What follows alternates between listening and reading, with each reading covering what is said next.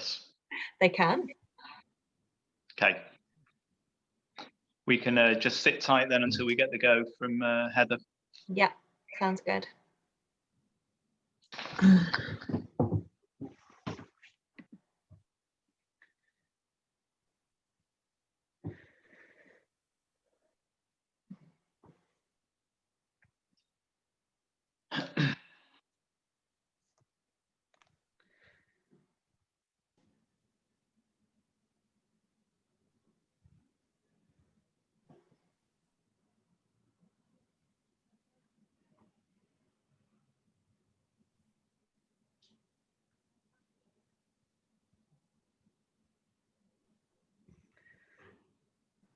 Okay, so hi everybody, and thank you so much for joining us today. My name's Heather Gray and I work for Bruntwood Works. So for those of you who don't know us, we create spaces where we blend work and lifestyle together. Now that's bringing together every office product you can possibly imagine, but to us a building isn't a building without some really exciting amenity within it. So with that, we work really hard with our customer base of really exciting retail and hospitality operators to make sure that when we're considering placemaking, we're ticking every box. Now, we've been working hard over the lockdown period and created our Spark programme. So it's just one of the ways really that we're trying to support the business community. As well as all of our Bruntwood Works customers. So we've been bringing together a range of webinars, a range of really interactive workshops, and doing all we can really to support you guys with the tools and the information and the expert advice that will hopefully see us through this tricky time. Now, one of the consultants we've been working with for a long time, and one of the most exciting events in our calendar every year, has been NRB. And I'm really excited to hand over the ropes to the brilliant Thom Hetherington and let him introduce his panel of speakers today as we talk about leadership and hospitality and how we can all be using this time to prepare and champion our biggest asset, which is our people. Brilliant. Well, thank you for that glowing introduction, Heather, that I shall attempt to live up to. This is the first in a series in partnership with Bruntwood Works and Spark. And I think really the point of this webinar is about preparing for recovery. It's not about being Pollyanna-ish. We all know that we are still in the mire at the minute, but I think there's a lot of information about that out there. And really what we all need to be doing as kind of business people, as operators, as entrepreneurs, is thinking about what lies beyond, not losing focus in the kind of core tenets of our business, and making sure that we're kind of well positioned to hit the recovery as it comes. So the first focus, today's webinar, is about people. As the cliche goes, they are the most valuable asset in any business, particularly a hospitality or retail business, but they don't sit on the balance sheet.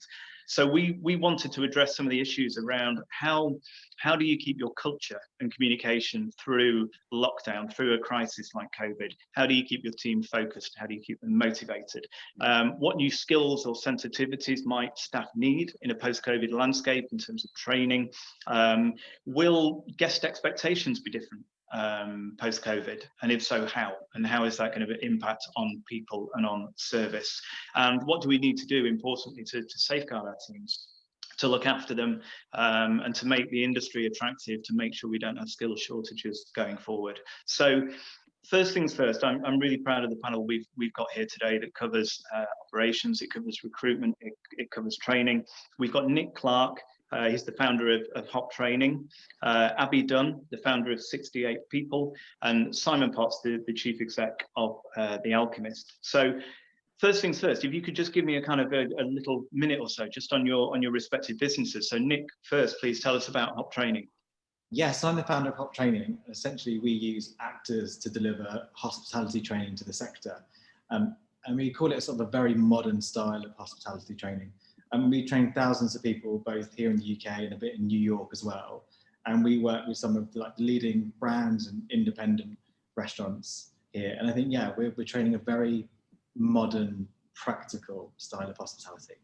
Fantastic. And Abby, 68 People, tell us how that started and what that's about. So yeah, I've set up 68 People coming up to 18 months ago. and we support independent and small operators and growing brands find their talent, and to a certain extent support their manager development as well.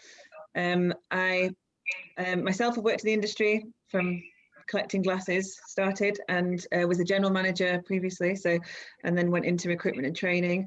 And yeah, I suppose my core belief is that, people are the most important thing. You can have great menus, great cocktails, great marketing, but unless you've got those people and that talent to deliver it, and they're well trained and they're engaged, you might as well go home. Fantastic. And Simon, a quick kind of summary of the Alchemist. Obviously, you've been the recipient of one of our NRB Top 50 awards. I'm sure it's pride of place. I can't see it behind you, but I'm sure it's on the mantelpiece. But tell us about the Alchemist. Yeah, currently working at home. It's in my office. It does have pride of place on the mantelpiece there. So yeah, I look after a business called The Alchemist. We're a bar and a restaurant business, which is becoming more and more useful as we go along at the moment, to have the big food element to what we do as well. First site was established in Spinningfields in Manchester, as probably many people will know, coming on 10 years ago now. And we are currently trading or attempting to trade another 20 venues across the UK, still headquartered here in the Northwest, but we go right through the Midlands, 5 sites in London, right down to the South Coast these days. I would, apart from the obvious in terms of the cocktails and the food that we sell and the experience we try to create, I would definitely echo what Abby's saying now. I think people are very much the core part of our proposition, a happy and engaged group in the main, and those are the people that help us deliver our theatre on a daily basis. Yeah, well, I think it's probably interesting to follow up on that, Simon, because amongst the 4 of us, you are the operator who has just lived through the kind of past 8-9 months of COVID. And one of the stats I saw, which was quite interesting, which was from CPL's hospitality training panel, is that anxiety about job security has doubled during the crisis, from 22 to 44% of employees in hospitality are now seriously worried about their job vulnerability. And I think that anxiety, that mental health, and the need to kind of provide pastoral care for your team was probably one of the first things that we all thought about. And I think The Alchemist, in my eyes, has possibly led the way in some of the initiatives that you've put in place, the work that you've done around culture shock. So I wondered if you could talk us through your response to kind of COVID hitting for your team. Yeah, it's been, I mean, obviously it's been with us now for a good chunk of time. And I think that initial moment or two as we went into the period in mid-March, the deep uncertainty, the real worry about what the actual thing, whether this was going to carry us all off, and it was the end of days sort of stuff. It was quite a scary time, and what we tried to do at that stage is we were dealing a little bit more with the kind of business element of things. People were being encouraged, as you remember, to not go into venues. There was starting to be, particularly towards the end, as we sort of went into lockdown the first time round, a lot of anxiety that was coming through to the team from guests online, and lots of sort of suggestions that maybe we should be closed when we were still allowed to be open, and all of that was obviously having a pretty heavy toll on the guys. The way that we tried to manage that at that stage, we're obviously going a little bit day by day. The kind of government briefings that were coming along, we quite quickly follow up with internal briefings. We work closely with the guys at CPL who you mentioned earlier. They've been working away on a really useful, actually, internal app for us. And rather than the more traditional methods of sending out memos or emails, which obviously a little bit impersonal and very rarely actually get to the people that they really need to get to, because your sort of bartenders and your chefs and your hosts don't all have a personal email address that is tied to work, obviously, and you're relying on that message then being diluted perhaps by the management teams. So this app gave us an opportunity to talk to people directly. Really, we were recording video casts and just putting our interpretation, what it meant in terms of impact on our business as we went along, and through that message, we're able to sort of get our own kind of calmness isn't the right word, but our own confidence in what we've done today. We were certain as we went into that lockdown that there would be a little more support than was initially being suggested there would be. Unfortunately, a few businesses had to go quite early on messaging, and it looked like lots of people were being laid off. And of course, at the 11th hour, we had the furlough scheme. So I think keeping a kind of clean line on that message and getting it relayed as quickly as we could do in the right tone and the right pace to the teams went a long way. from there, that gave us a bit of a platform to build on. Once the kind of initial uncertainty had passed and we settled into that lockdown period, there was quite a lot for us to be worrying about in terms of what guest behaviour would look like. And obviously a lot of that was disproven very quickly as we came into summer, and gives us much more confidence this time round that regardless of what's been going on, people are always going to come back to good hospitality businesses. And once we'd sort of settled on that, we started to think about how we could use the time a little bit more constructively, especially for a business like ours. It's opening 4 or 5 venues a year ordinarily, and all the kind of work that goes into the recruitment, training, development of new people coming into the business, and of course the retention of the existing team members. We never really have time. There are things that we felt for a lot of years that we could be doing better, more in terms of engagement, dealing with maybe some of the endemic issues that were affecting society more broadly. Best example of that would obviously be the kind of trigger of Black Lives Matter, and what that might mean for our business at a more localised level. So it gave us a bit of an opportunity as a leadership group to step back from the kind of frenetic operational business that we normally have, and look at what we might want to do in terms of longer term changes, not necessarily to click the fingers and make them all happen, but to start to establish groups of people who would be charged with the kind of reviewing and evolution and elevating of those ideas. And that's just something we've tried to keep going as we came back and began operating again. And of course, we've got a little more time to deal with it again in this kind of current period of rest.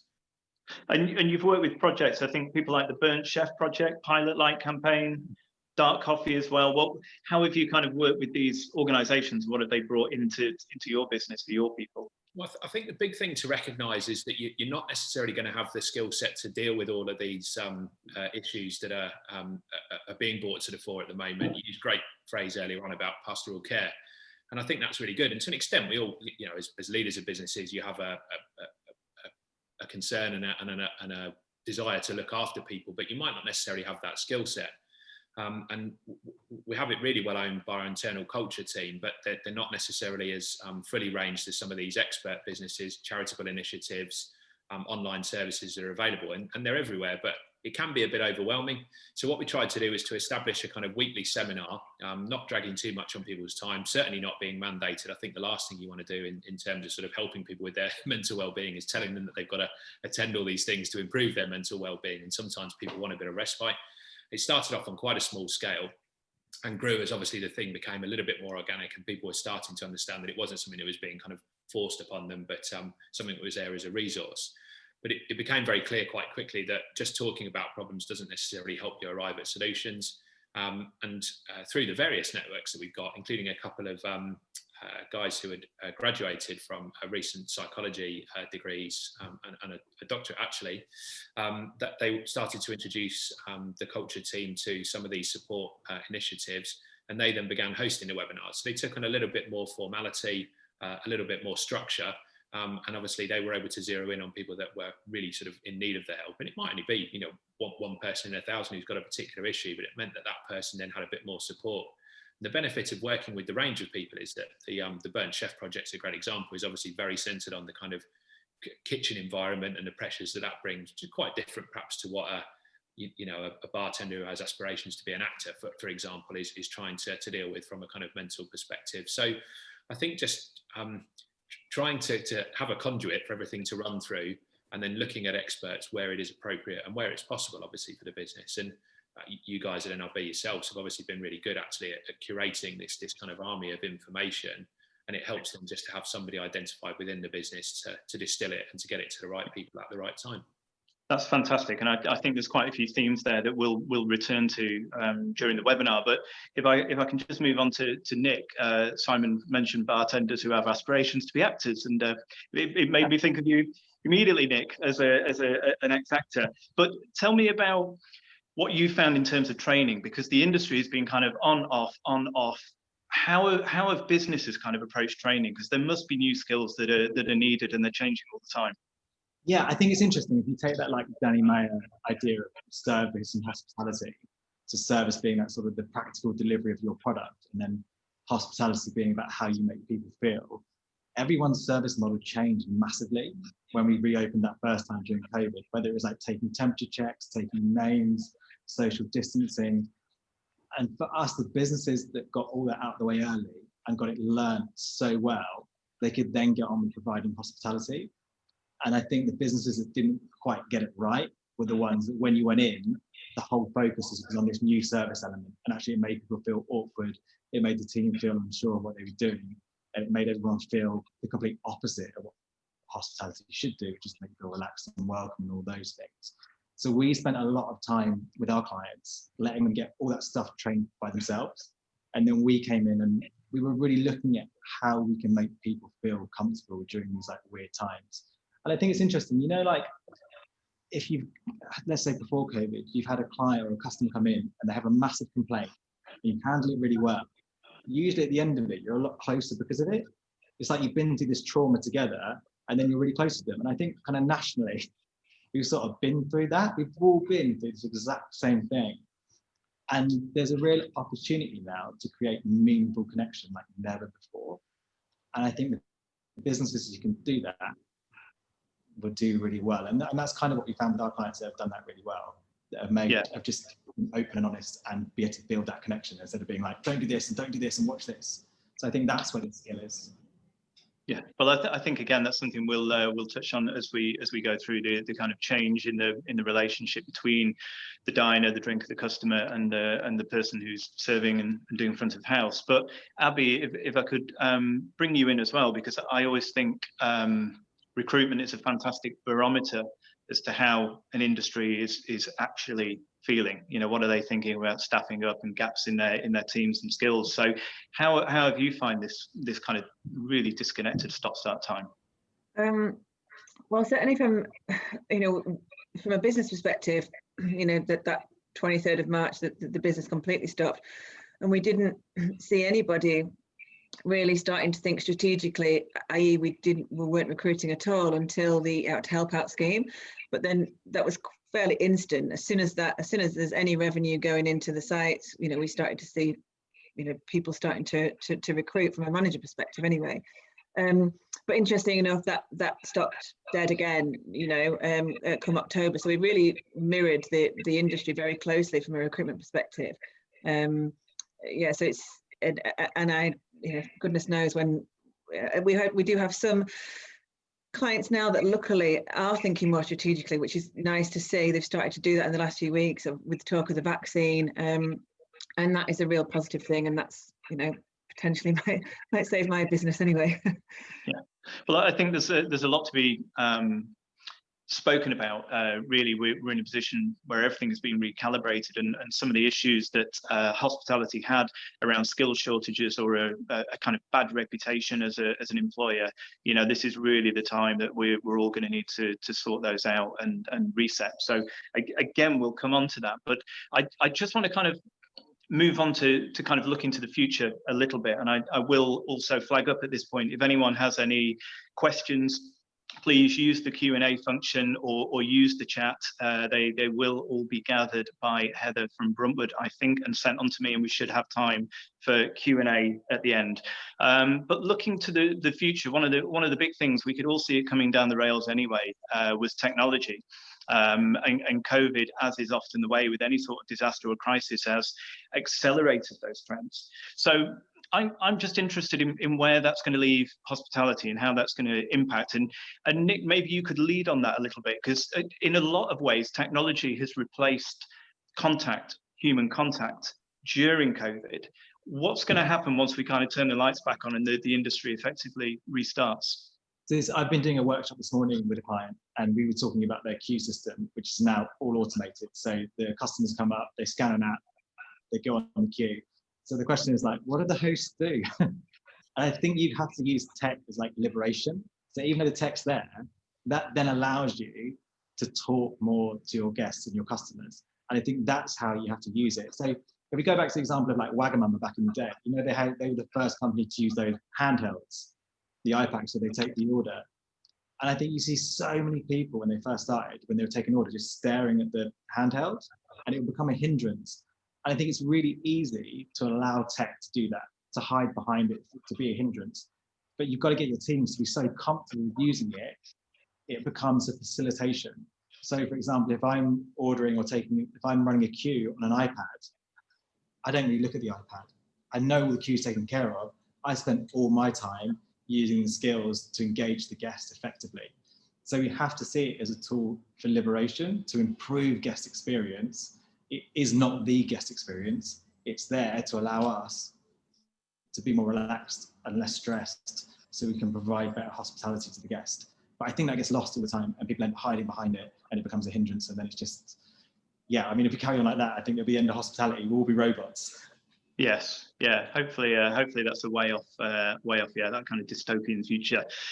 Simon, from your point of view as an operator, how are you bringing tech through your business? And I suppose I'm thinking from 2 points of view, really. Firstly, in terms of how your team can interact with the public, with the service offer, but also for you running a business, there must be some advantages now that if you've got remote sites, teams working all over the place, there's better coordination now. Everyone's more comfortable working and communicating remotely, and that probably helps you. The days of having area managers driving around constantly from site to site, having these kind of panicky rushed meetings, is maybe over, or at least different. Yeah, definitely. Yeah. A couple of things very relevant, I think there. To Nick's point initially, I think that's a great reference where the handheld systems, which are really good actually at getting information to the kitchen. It takes a lot of journey time out of the ticket time from writing it down to putting it in a till. But initially, and still to this day, you know, and we have the issue, same as everyone else, you quite often see people desperately trying to read the screens, completely losing eye contact. And one of the things we've tried to do is working with some of the developers and the providers of these bits of kit that we use in the business, is to make it as user-friendly as possible. It sounds obvious, but then training people to use it subconsciously as well. So it's you know, you can pretty much text by sort of feel on your phone, you know where everything is. But if you can get that sort of working for you in terms of taking the order, then you keep that kind of personal contact going. And the point that was made earlier on about hospitality being most at core to what we do, anyone can come in and take an order. I completely agree with the point that the people that did it well were the people who thought most about the hospitality experience. We'd all spent months being shepherded around supermarkets and in and out of surgeries and everything else that we didn't really want to be doing. Hospitality has always been about escapism. So we tried to focus on following the rules, obviously, but making them so imperceptible that people were able to experience that escapism that they've been missing. And it'll be the same if and when we come out of this next round of it. In terms of the technology improving work, I mean, I'm not totally subscribing to the idea that video screens completely leave us free of ever leaving our house again. I think people will return to city centres and everything that kind of comes with that. But there has been some huge gains made for us. Obviously, as I said, and as you know, we're a Northwest-based business. Principal sort of infrastructure of the business sits in a little office in Cheshire, and we do have people in London and down the south coast who are fairly regularly, pre-COVID, coming up to the office for instruction and interaction. And of course, it's a huge waste of time, resource, natural resource, and I think that will be a big step on for us. The tech had already been pretty good in terms of supporting that, and some of the sort of key performance indicators that we use in the business have been digitized, and it allowed you to sit in sort of real time. The way that sort of feed it back systems and guest sentiment is coming through to you now can be done, you know, almost as it's happening, and you can sit from an office and monitor that and make changes to recipes or tweaks to drinks or whatever might need to happen really through that kind of feedback system. We've used that pretty well up to this stage, and I think there's not maybe too much further that in itself will go. I think where the advances come now, certainly in terms of the guest journey, pre-arrival, so ordering drinks in advance or making particular arrangements at the table, augmenting a visit if you've got a special occasion, that can all be done much more straightforwardly now through the websites.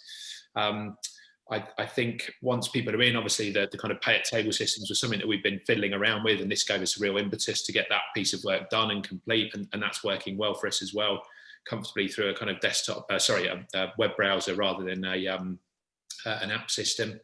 But the final area I think that technology has a way to go is to come into design a little bit more. We're generally in a fairly fortunate position. I hope to be returning to it without too much delay to opening new venues, and starting to think now about the use of technology in terms of design, whether that helps to keep venues feeling more seasonal, reduces the need for sort of continual refurbishment and update by making better use of screens and digitisation of space. And ultimately, not in terms of replacing people, but what can we do to kind of augment the experience? the robot bartender isn't a million miles away, but it's a robot bartender working with an actual bartender that is going to be the magic, I think. And these are things that hopefully, you know, as we come back to life next year, we can start applying proper kind of thought and process around, and that's exciting. Brilliant. And Abby, from your point of view, is technology making itself felt with recruitment? Is it changing the roles that are becoming available, or the skills that employers are looking for? How are they kind of following this through into the people they bring into the business? Well, I mean, I certainly think we've had some, you know, outstanding advances as far as guest experience goes in technology, but I still think we're probably quite behind in terms of employee engagement and employee experience. So, you know, I think everybody has felt the pain of communicating to entire workforces, whether you're communicating to a team of 30 or, you know, 3,000, the pain that people have gone through since March. You know, I think it's really highlighted the need for better technology in terms of comms. I think there's, you know, I was recently lucky enough to speak to Chantel, the people director from Honest Burgers, and she's blown me away actually with their tech journey and this kind of employee engagement piece where, you know, everything is in one place: their payroll, their bonuses, their training, their comms is all in one place. And, you know, she rightly says, this is what our workforce expects of us. These are young kids that have grown up super high tech. And so actually, I think we're probably a bit dated as a sector in tech in terms of people. And I think it's a really exciting time to see what happens next over the next kind of 12 months, 2 years with that people technology piece. Fantastic. I suppose the other thing that has been accelerated through this process, it was an immediate reaction, a kind of survival mechanism, but I think it's going to stay with us, is different revenue streams and tweaks to business models and different business models. And I appreciate this might not be right for the alchemists necessarily, but things like takeaway, delivery, dark kitchens, cook at home, even drive-through are probably going to be driving the industry, so to speak, going forward for the next year or two now at least. And I wonder how that changes things, because that's fundamentally retooling the interaction, the personal human interaction that your brand has with your customers. And I wonder, Simon, going to you first, is that something that you've thought about? How do we wrestle with that problem? How do we keep the warmth and the hospitality that is within your team? How do we keep that coming through and connecting with people who maybe aren't going to be sat in a restaurant or a bar for 2 hours? Yeah, it's a really good point, and it is something that we have wrestled with. The thing that's always kept us a little bit concerned about, and this goes right back to the kind of advent of delivery, Deliveroo and Just Eats and so on, that we were nervous about what really people come to us for. First and foremost is the cocktails. There's a real sense of theatre about what goes on, lots of dry ice, lots of reaction, lots of things being set on fire, all of which is quite hard to replicate in the home. And that's a good thing, obviously, because it draws people to you and hopefully will continue to draw people to us. And it's a bad thing if you try and dilute that in any way and people take, you know, a branded kind of cocktail experience away, but it pours out on their kitchen table without the kind of flourish that you get in the venues. Are you then doing sort of damage to your reputation as an offering, because you're not really reflecting what its original iteration was about? We've got a little bit more comfortable with that as we've gone on through this period, and we have a sort of online cocktails offer, pre-batched, nicely branded, drinks that don't really require a lot more elan than the actual serve, and they've been useful to a point. It's not something that we've really hung our hat on as something that is going to be with us forever and a day for all those points that I made initially. I think where we might get a little bit more legs is using some of the brand leverage that we've got to range that out properly. So to create a genuine kind of ready to drink, rather than it's not Heath Robinson, it's nicely considered, but it's all run through our own platform at the moment. And I think if we were to take that to the next level, now that we've got a little bit more awareness across the whole UK, then we need to go with a partner really who understands that and who would recognise the fact that we're trying to protect a sense of theatre. And of course, what we don't want to end up doing is creating something that really works in people's home and then stops people coming into the venues. So it obviously depends on what your offering particularly is, and there are plenty of businesses that are you know, doing it brilliantly, and lots of kind of food and drink products that travel really well. It's just something that it's a good example, I think, of just trying not to do everything with the business. And if you've got something that works particularly well in terms of that experiential piece, then real energy just needs to be made to maintain that and evolve it, because there are plenty of people catching up. That's kind of been our approach so far. And Abby, you must be dealing, as you mentioned before, Honest Burgers, you must be dealing with all the kind of leading players in the industry. What sort of patterns are you seeing from them? Are they thinking about these different models in the longer term and what that might mean for the staff that they need, for the teams that they build? What's happening there? I think, yeah, like Simon says, it's very dependent on how well their product travels, and people are kind of potentially being forced into it now, but whether they want to commit to it long term, I don't know. But from a people perspective, what I would like to see happen is something around the tip culture linked to this. You know, a significant drop in tips. You know, I actually did a survey, a Manchester-based survey, but 75% of people reported their tips down, you know, when we opened, you know, down more than 50%. And this is the impact of something like this. So I'd really like to see, you know, companies like TipJar, for example, who are, you know, you can potentially tip the delivery element.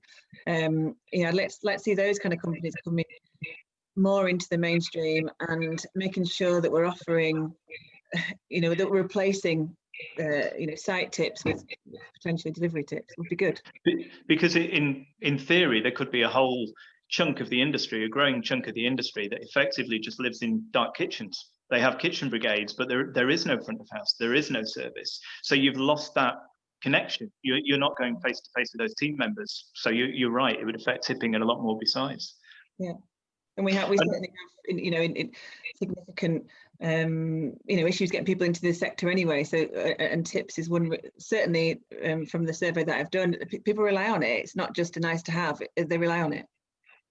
And Nick, I'm interested in your thoughts, not just on that, on a general point, but on a related point. If we are losing some of the human contact points because these sorts of things kind of cook at home, or cocktail lessons online due to tastings becoming more prevalent, that maybe plays to your strengths a little bit, because having those front people who can go on a Zoom or go on YouTube or whatever and present and connect with people and represent the brand is probably going to become more important, not less important. You almost need your kind of superstar front people, front of house, become, you know, recognized names to represent the brand. I think it almost comes down to, it does come down to how the people at the top of the business keeping connected to the people who aren't at the top of the business. So for example, if you've got dark kitchens, or if you've got people who are used to serving people who suddenly haven't got that human connection, what are you doing to provide it to them? And I think that's so important. If you look at really any reason why all of us do this job, it's because we like being with people. We like that rewarding connection we get with people. So if they're not getting that from their customers, you have to provide it. And if you're not, I think you're going to lose your people and you're going to lose your culture, which sounds quite drastic, but I just think it's something to be aware of. So yeah, definitely, if you're doing Zoom or YouTube, but you have to still be providing hospitality to your team in order for that to work. Otherwise, the whole thing falls apart. And I think it's really easy to do when there's so many stresses and you're trying to diversify your business and there's so many different focuses. It's really easy sometimes just to forget that kind of pastoral side of looking after your team. And even if your team aren't directly connecting with your guests, however you treat them will directly reflect when they do connect with their guests, how they treat them, or if they are on YouTube, how they feel. And I think that's the most important thing at the moment. No, that's a really good point. I'll just remind everyone again, if there's any questions, as you can see, the panel delight in fielding questions, so do keep them coming through and we will round them up at the end. Moving on to one of the points we touched on earlier, it's a really thorny issue, but for me, it feels like this is an opportunity for the industry to kind of reboot the way that it, not only the way that it employs people, which I think was improving anyway, but how we present that, how we communicate that, and the reputation of the industry, because there was already a skill shortage, a huge skill shortage. We might now be in the terrible situation that many people employed in this industry, even with furlough, are going to be made redundant. But I think when the recovery comes, and it will come, we'll need those people back. But they might have had their heads turned by other sectors, other careers, other opportunities. So I think there's going to be a real battle for hearts and minds to convince people that that hospitality is a viable career. And I'm going to use your phrase here, Abby, because you talked about meaningful careers. And if we could lead with you on this, you know, what are the issues around recruitment going forward, and how can the industry make sure that it retains and attracts talent into the recovery? Well, I certainly think that as an industry, we're lucky that those hardcore hospitality people may have temporarily had their head turned, but you know, they will want to come back into the industry, you know, that hardcore kind of heart and soul bunch that we all know and love. I think moving forwards, we've maybe got, you know, one chance to get it right. You know, we've made some mistakes as an industry. We are behind other sectors in terms of some of the things. You know, I think, for example, you know, even if you just look at recruitment in isolation, we lose up to 50% of hourly paid staff before they've got to 12-week service. I mean, that from a business perspective is horrendous. You know, that the cost of that, you know, lies somewhere between, I'd say, 1,000 and 1,500 quid, probably more if you're training at the Alchemist, per employee. So that's huge. But also from a reputation perspective, that's, you know, unsustainable. I think we've kind of grown up with this badge of honour of doing AFDs and all these kind of, you know, professing about how hard we've worked, and actually that probably needs to change. We need to create something that is more focused around well-being. I also think we do potentially quite a lot as an industry to get some certain sectors of people to join us, but we definitely, I don't think, do enough to, you know, the lowest hanging fruit, which is getting our bartenders and our servers to progress into management. And you know, we might do it individually as a company, a good company, but I don't think we do it enough as a sector.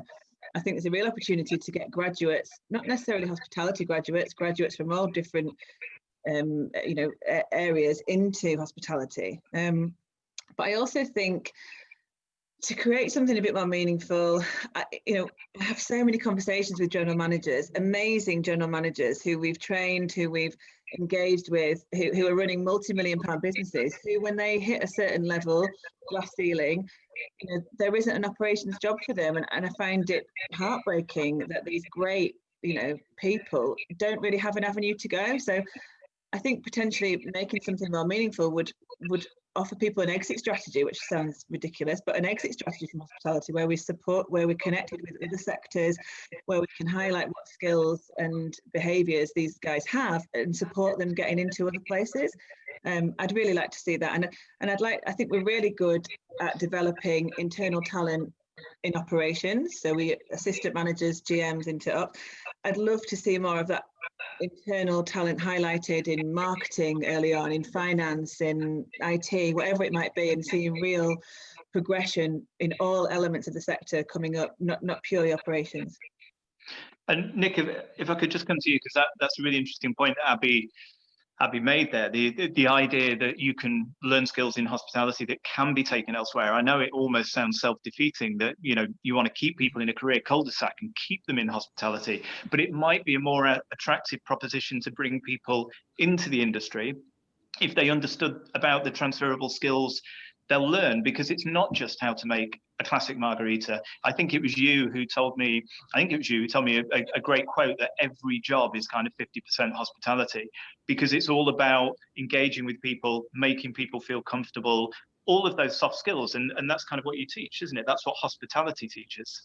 100%. I mean, I could go on about this all day, but I feel like we just don't celebrate the skill set enough in our industry. And therefore, the people who work in it don't realise the amount of skill and value they have. So we do some corporate training as well. So we train hospitality and business. And I think some of the people that we train in restaurants would be shocked if they, you know, someone this morning who's like 21, an incredibly skilled communicator, and actually far more skilled than some of the directors we train in corporate. But that 21-year-old has no, well, he does now because I told him this morning. But anything on a practical level, if you've got a busy restaurant and you're a waiter, think how many people you're speaking to every week, right? Let's say, for example, you're a host. A host today, they were saying they speak to 300 people a day in London, 1,500 people a week. And if they have the skill and the ability to be able to build meaningful connection with every one of those people, I mean, who doesn't want that skill? That is such a valuable skill to be able to have. And I call it alignment. I don't think we do this enough in the industry. And I think that's what I think the staff turnover at the beginning is so high, we're not connecting what people can get out of this industry that would translate into whatever they want to do in their other career or in their lives or later on. And I just think we're missing a trick. I think that needs to be celebrated so much more, because you're working under a lot of pressure. And if you can be calm, you can be relaxed, you can tailor the way you communicate to every single person in front of you in a hugely pressurized environment, that is transferable to everything. Whether you want to go and do something else, or you want to go and run your own restaurant, or you want to go into ops. That's a skill everybody needs, and we just don't celebrate it, and also don't train on it enough. I was listening to a podcast with Clive Whitman, the old England manager, and he was saying when he first took over England, he went to see this kind of consultant, and he said to him, "Clive, what are the fundamentals of rugby?" And he went, "Well, it's complicated," and he couldn't answer it. And I think we have the same issue in hospitality. Whereas if you said to someone, "You tell me what are the fundamentals of hospitality," we could probably talk about half an hour. But actually, if we got down to the real basics of it, that's what we need to be able to do, because then we can train on those skills. And I think we just need to be very clear on, like, what are the fundamentals of hospitality? What are the fundamentals of being able to influence the way people feel? And then train on those things. And again, be a bit more specific on it. I think there's a big marketing job to be done on that. I think that's a really good point there, actually. And Simon, for you and The Alchemist, how are you looking at kind of not only retaining but attracting staff? Is it tough out there? Do you find that you get the people that you want? I don't think, taking COVID out of the equation, obviously, and the last few months, I don't think the kind of Brexit damage. I mean, of course, we may still find this when we roll into next year. And some of the settlement issues start to bed in a little bit more keenly, but I don't think the dearth of people that was kind of predicted has come to pass just yet. Although I do accept there's a long way to go with that. Retention is a huge part of our focus in the business. It's a topic that is covered right up at board level and is discussed right through the operations team, and is dealt with on a weekly basis, really. Abby touched on the reason for that. It costs comfortably sort of 1,500 quid a person. And if you're not, it's not about recruiting the right person, because generally, if you know what you're doing as far as that goes, and somebody has made their decision to step into hospitality, then they're going to be the right person. Where it goes wrong is a poor induction. They don't get the company values across. Their trainer isn't kind of engaged with the process. Perhaps they've been recruited because they're, it was a short-term need and the hours aren't there, whatever it is. But we know that churn can exist at that local level. And once you get over that 12-week hump and things have gone well, then you're generally getting people to buy in for the long term. Again, because we're a growing business, we're in quite a nice position in that we're able to offer people opportunities to progress up the ladder reasonably quickly. And that is important. Is a huge part of our strategy, and something that's worked really well for us as we've kind of pushed out beyond the Northwest heartland, taking people who really understand what we're about into new territories and applying that logic rather than what they may have learned elsewhere. I think the points that have been made about hospitality not being celebrated enough are massively true, particularly when you think about the size of businesses that each of these people is generally running. That kind of leadership is rarely given to people of that age. Broadly speaking, most of our general managers are still in their 20s, late 20s, admittedly, but much younger than you would be in almost any other walk of life, really dealing with high pressure situations, all the compliance and regulatory issues that sit around the sector, all the personnel issues that come with it, the safety of guests. On every level, you are interacting at a very, very serious role. And outside of the military, I don't think there's any other industries that really have that level of progression so quickly. I thought the point about the exit strategy was really useful as well. And we have had that issue. We've got a lot of great general managers in the business. And obviously, as quick as we are opening sites, there are only so many more senior roles to go into. We've got a couple of poster boys in the industry and a couple in our own company that people can point to. But it's not enough really for the long term to keep people interested. And where I wonder if there's a little bit more work that could be done is with the retail world. If you compare your average hospitality experience in a good pub or a restaurant or cafe, where people are really caring about the guest experience, broadly speaking, if you compare that to your experience in a shop environment, very lackluster, very disinterested. The product is generally doing the work for you. You do get great assistance. I'm not running the whole thing down, but it's always felt like hospitality could do a job in terms of the education of that sector a little bit more, and maybe that's something that could be considered a bit more in that kind of coordinated approach, where slightly bigger businesses or more wide-scale businesses would benefit from that little bit of nuance that hospitality brings, and that general managers particularly understand really well. So it's definitely something in that. That's really interesting, actually, and sparked a few thoughts for sure. Yeah, that's brilliant. That's good to hear. I'm going to throw in one more kind of topic before we start moving on to kind of takeaways, ideas that people can take back into their businesses. Do keep any questions coming in. Don't be shy as well. Use the Q&A or the chat.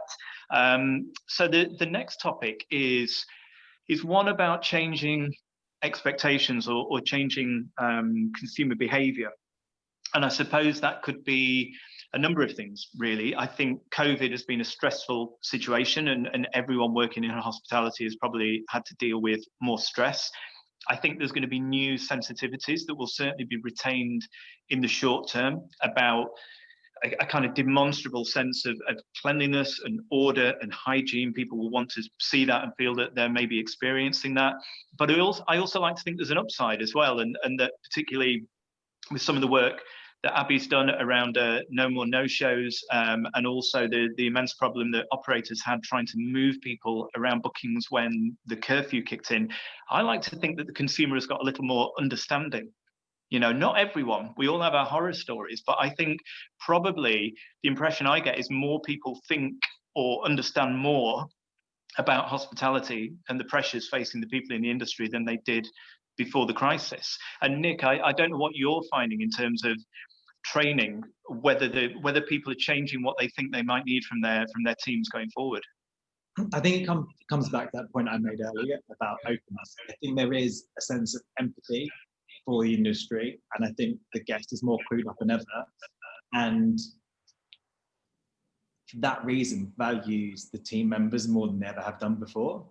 But also I think that comes at a cost. So if when everything reopens, if your guests come in with these open arms to be like, hi, God, and you're not present with them, and you're like, hi, how you doing? Take for two, follow me. I mean, you're just going to lose all that confidence. So what I'm trying to say is it's a real opportunity to take that goodwill and that new sense of intelligence from your guests and use it to build a connection and use it to build long-lasting clientele.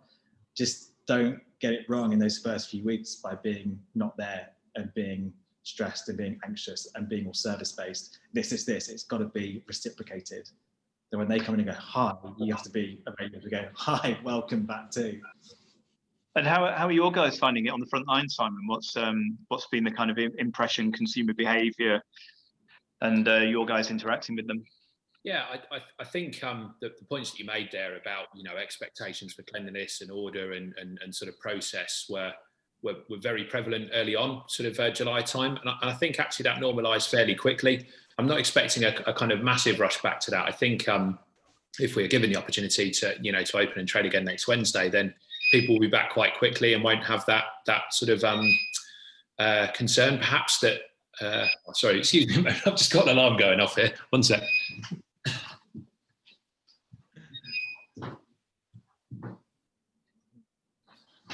The joys of a live webinar, just in case any of you thought this is so brilliant, it must be pre-scripted. Yeah. It's not. It's all completely spontaneous. So yeah, I think it's come back to the point that Nick said earlier on. Hospitality is hospitality is hospitality. People are going to want that warmth, and I don't think that will change dramatically. And I think particularly in sort of December, people will take pretty much anything they can get. And looking a little bit further out, I wonder if there might even be a bit of counterculture to it, that people start thinking more about really, you know, we're a long way obviously from having kind of sweaty nightclubs back open and everything that brings. And I just wonder if there'll be a kind of a generational response maybe to what's gone on over here. We were moving towards a slightly more kind of conservative. People were doing things a little bit more polished and a bit more expectations were leveled up.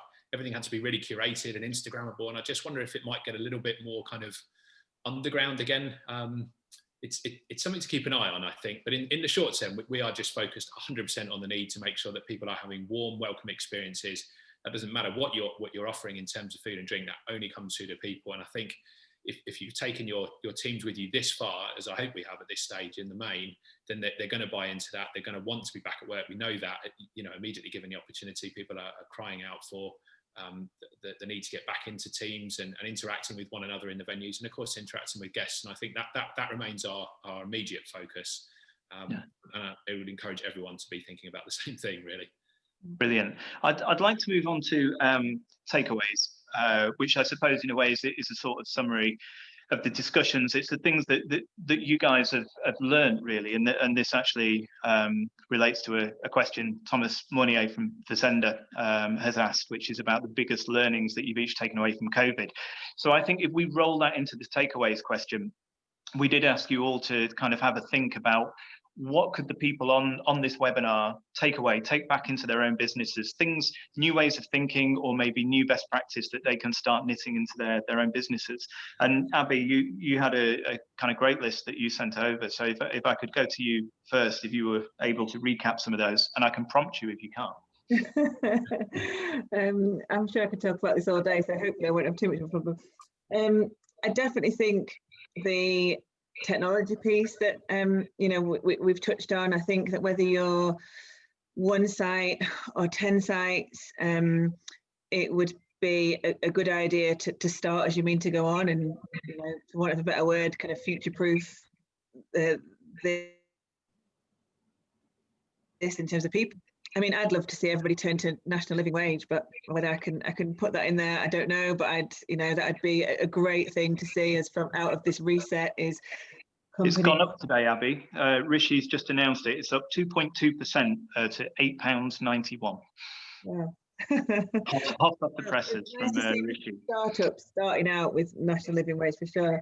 I think I'd like to add, just from a recruitment perspective, and this was my opinion pre-COVID, but more so now than ever, we kind of in hospitality fall into this need to have somebody on shift and kind of rush recruit, and hence some of that will equate to some of that 0 to 90 day turnover. But I'd really like to see people putting in more robust recruitment processes. Interesting enough, I was talking to the guys at Dishoom, and they've dropped trial shifts.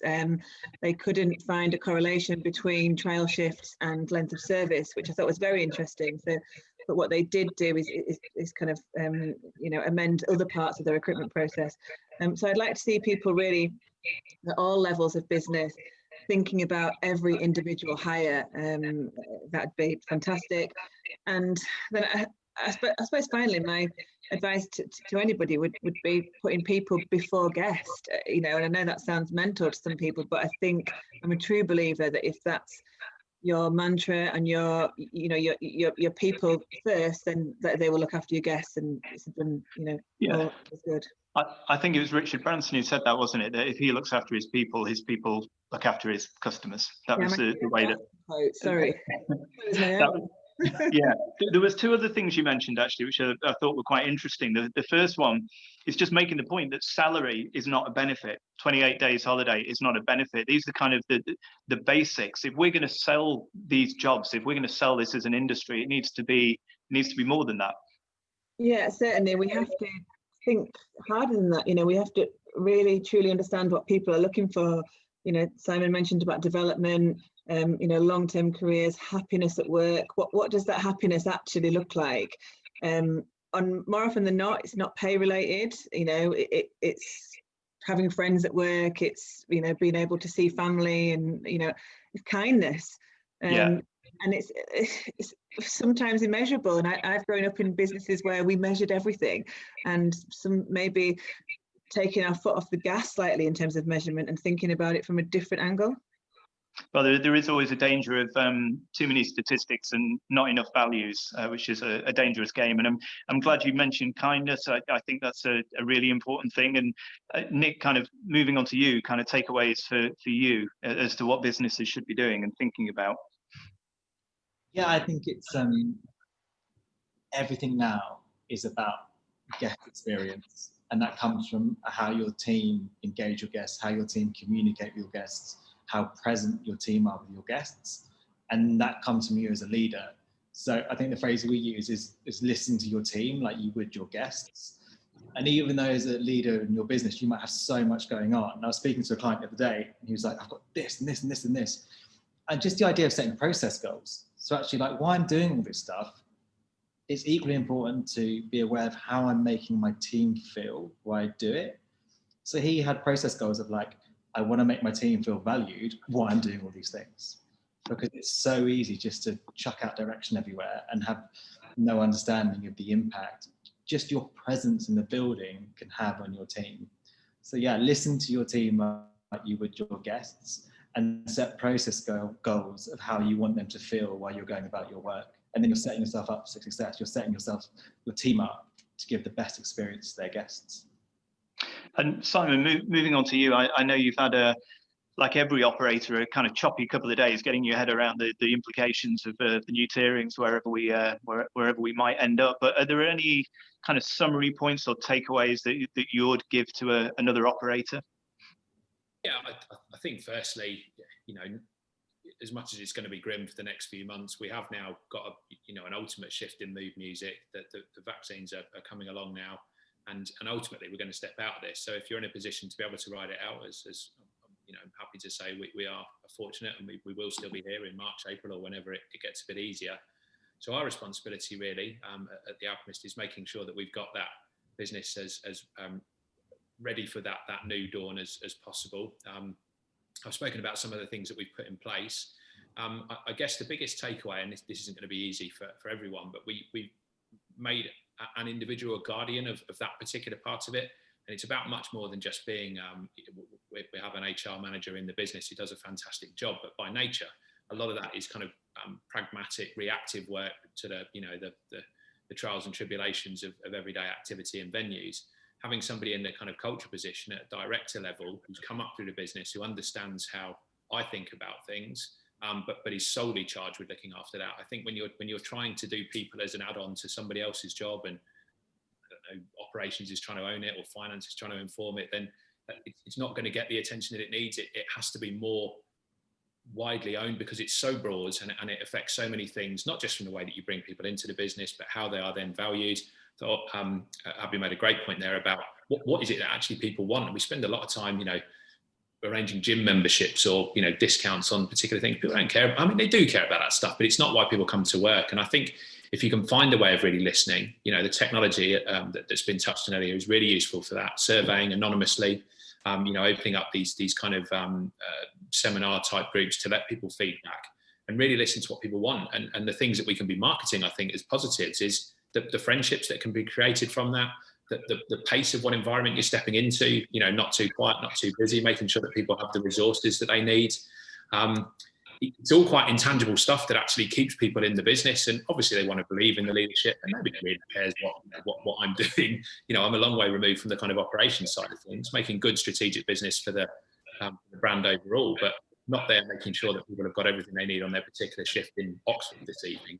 They need to have that from their immediate line manager. They've got to feel resourced and managed, and in order to do that, it needs to be a kind of central person that it spins around. So if you have the capacity, then carving out that role is going to, over the course of a recruiting lifetime of a business, it will save fortunes, and it means that somebody passionately owns it, and you have then got time to, what is our response to business to Black Lives Matter, or how we're marginalising people from the trans community, or what can we be doing more to promote, disability in the workplace, and all those things are obviously important and very emotional to us as directors of the business, but we perhaps just get lost in needing to make this decision or that decision. If you can give it to somebody to be a conduit and then give them a platform to feed that back, it goes a long, long way. Okay, that's brilliant. Thank you. We do have a couple of questions. Neil Woodward has mentioned this, and Thomas Monnier, who's a one-man Q&A machine, has mentioned it as well, which was Brexit. But I kind of feel we can't throw this in as a curveball at the end of a webinar. It's probably a webinar or a series in its own right. So I hope people don't mind if we skip over that for now. There was one quick question from Thomas to you, Abby. He was just saying that if the pool of candidates are changing, and by that I mean I assume he means that there's going to be a lot of people out there kind of in the marketplace, how is that going to change the recruitment process for restaurants? Well, I think the easiest thing to think is that it makes it easier to recruit because there are more people, but obviously I'm a recruiter, so I'm going to say that's not the case. I think it makes our job harder. We've got we've got to, you know, be better at assessing the competence of the people, better at understanding what it is that we're looking for and matching it up to that.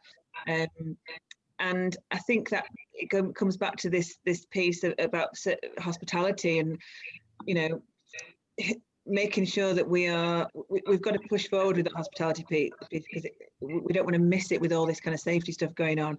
And actually that comes from a recruitment. You've got to get the right person in the first place. So I think recruitment will be as challenging as ever. We'll always need a good recruiter. Nice, good sales pitch there, subliminal.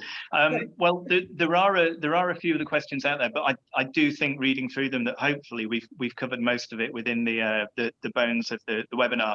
And I am aware of timing as well. So I just want to end with one quick kind of pop quiz question, and then we'll conclude proceedings. So just to all three of you, when we hit that point, and I think we will know when we hit it, where it feels like recovery is really there and we're out the other side, where are you going to go to celebrate? Where are you going to go for a meal or a drink and say, what a mad year that was, and start to look forward? So Nick, you're at the top of my screen. I'll ask you first. Where are you going to go? This restaurant has like a real soft spot in my heart, because we started working with them before it was open. But it's Kiln in Brewer Street in London. That would be like my go-to. Yeah, 100% in there. Jungle Thai barbecue sat at the counter. The noodle dish that they do with the crab and the pork belly is crab play pot. I think I probably had about 100 of those in my time. It's an amazing dish. And Abby, where are you going to go to toast the new normal and the great recovery? Well, I'll probably do like a tour, obviously Alchemist, and get all that, get the big ones in there. But I think I'll end up in some kind of dirty, sweaty club, and raving somewhere, Homo Electric, something like that. Nice. I'm sure, yeah, Luke will be delighted to have you, I'm sure. And Simon, you're not allowed to go to your own places, no busman's holidays. Where are you going to go to let your hair down? Yeah, I do like that idea. I was thinking warehouse project or something would be quite a good way to blow off some steam. I think really it would need to be something pretty grand, a good lunch, some, you know, proper old school, Le Gavroche or somewhere like that, and just take in the old sort of style of decadence and everything that brings. And I've had enough time to save up for it by then as well. Absolutely. The nice thing about Le Gavroche as well, because it's in a basement, you can't get any phone reception down there. So you can have a 3-4 hour lunch and no one can get hold of you. It's bliss.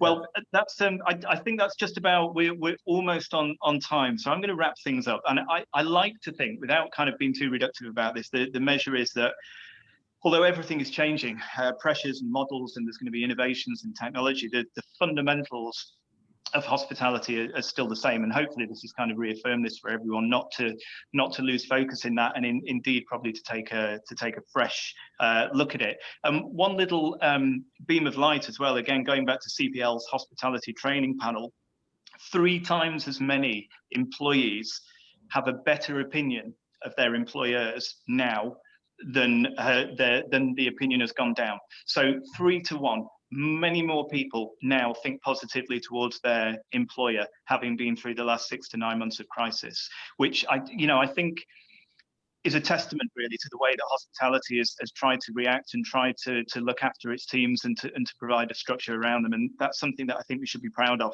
But I think for me, the other takeout from this whole thing, if there's one overarching conclusion, we have to market this industry better, because there's going to be a land grab for people. And we probably don't sing hard enough.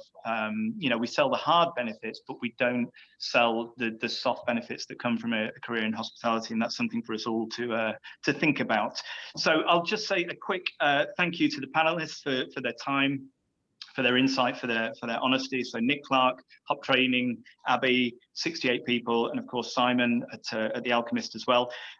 Thank you to Bruntwood Works and to Spark for bringing this all about and hosting this. And hopefully we will see all of you panelists, all of you listening in at NRB next year in 2021. I hear that it's sunlit uplands all the way, so I can't wait to get there. So thank you all again, guys. Take care and see you soon. Thank you. Thank you.